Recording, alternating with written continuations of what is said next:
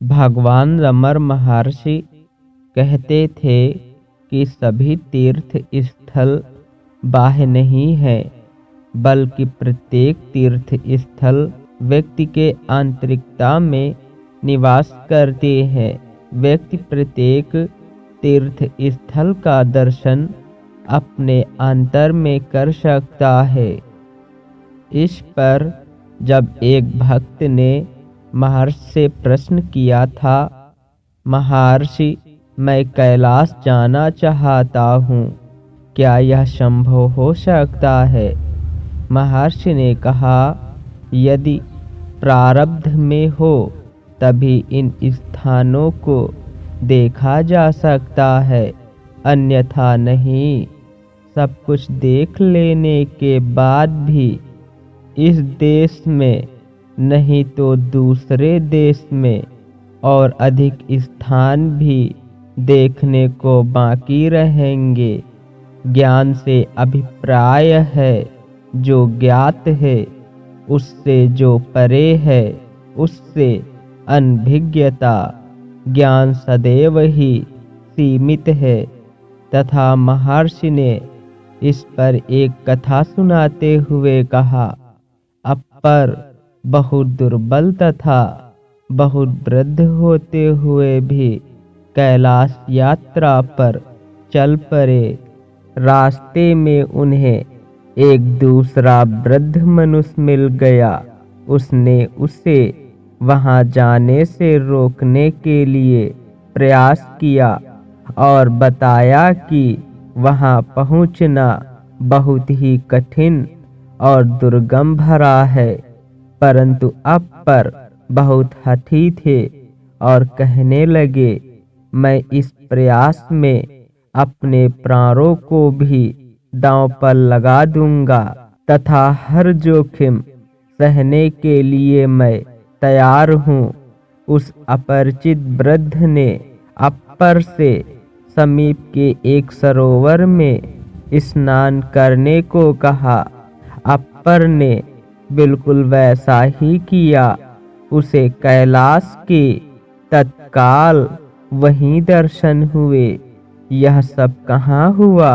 यह हुआ तिरुवैयार में, जो तंजौर से केवल 9 मील की दूरी पर है। तब कैलाश कहाँ है? कैलाश मन के अंदर है अथवा बाहर? यदि वास्तव में तिरुवैयार में कैलाश है तो वह अन्य लोगों को भी देखना चाहिए, परंतु यह अनुभूति केवल अपर को ही हुई। इसी प्रकार दक्षिण के अन्य तीर्थों के संबंध में भी यही प्रचलित है कि वे शिव के निवास हैं और भक्तों को उनका इसी रूप में दर्शन हुआ है। उनके दृष्टिकोण से यह सत्य है, सब कुछ अंदर है, बाहर कुछ भी नहीं है। तीर्थ, संसार, व्यक्ति, यहाँ तक कि समस्त जीव जंतु भी व्यक्ति के अंतर मन में ही निवास करते हैं। हम केवल अपने अंतर मन में जो देखना चाहते हैं उसी का प्रक्षेपण बाह्य जगत में होता है और हमें सिर्फ वही दिखाई देता है। मन से पृथक कुछ भी नहीं है। मन की सत्ता पर ही संसार की सत्ता का अस्तित्व है। यदि मन न रहे तो संसार भी विलुप्त हो जाता है। इसलिए समस्त तीर्थ स्थल बाह्य नहीं है, बल्कि मन के अंदर ही है। मन के अंदर हर तीर्थ स्थल का वैसे ही दर्शन किया जा सकता है जैसे कि किसी स्थान पर जाकर किया जाता है। दर्शन से तात्पर्य क्या है? आँखों से देख लेना मात्र नहीं, बल्कि दर्शन से एक अनुभूति होती है वह अनुभूति ही हमारे लिए महत्वपूर्ण है।